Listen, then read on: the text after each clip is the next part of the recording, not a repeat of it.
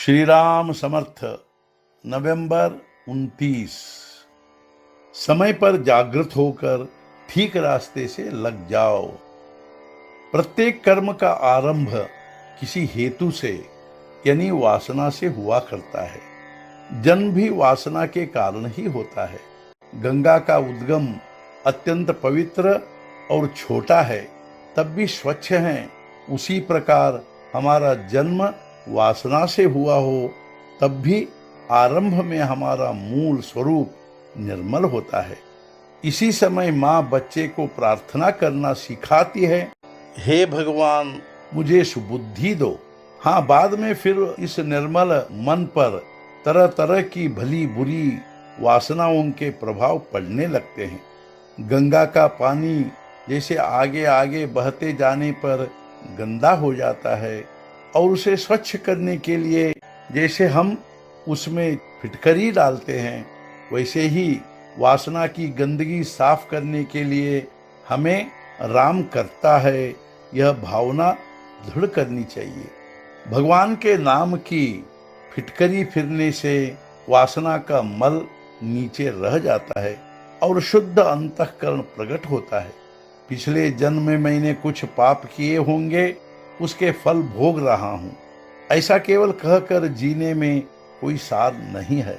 उससे हम लोग आगे के जन्म की तैयारी ही करते हैं। यदि आगे का जन्म टालना हो तो हमें इस जन्म में ही उसके लिए कुछ करना चाहिए, यानी अपनी वासना को नष्ट करना चाहिए।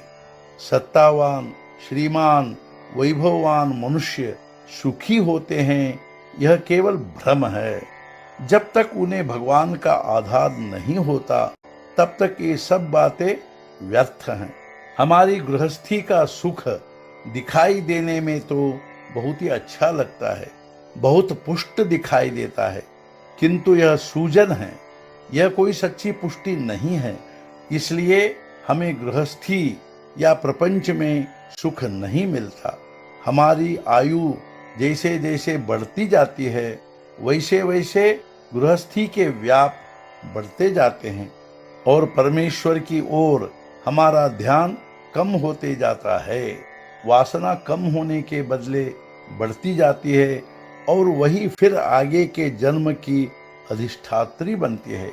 अतः हमें इसमें से कोई न कोई मार्ग उचित समय पर ही निकलना चाहिए। वह मार्ग बिल्कुल सीधा और सरल है।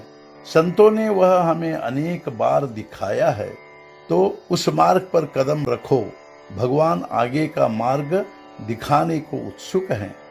तुम थोड़ी तो रुचि दिखाओ, निश्चय दिखाओ, आकुलता दिखाओ, फिर आगे की जिम्मेदारी भगवान की है। तुम कहते हो तुम्हें यह सब मान्य है, लेकिन मान्य होकर भी करते मात्र नहीं हो। खैर, मान्य न हो तो मान्य क्यों नहीं है, यह भी नहीं बताते, तो इसे क्या किया जाए। मनुष्य में अन्य प्राणियों की अपेक्षा यदि कुछ अधिक है तो वह भला बुरा समझने की बुद्धि। अतः तुम्हारी बुद्धि को मान्य होकर भी यदि तुम उसके अनुसार आचरण न करो अथवा केवल प्रयत्न भी न करो, तो वह दोष सर्वथा तुम्हारा ही है। इसलिए मेरा फिर से कहने को जी करता है कि समय पर जागृत होकर ठीक रास्ते से लग जाओ। भगवान के नाम में ही रहकर जो करना है सो करो, यही अंत में मुझे कहना है।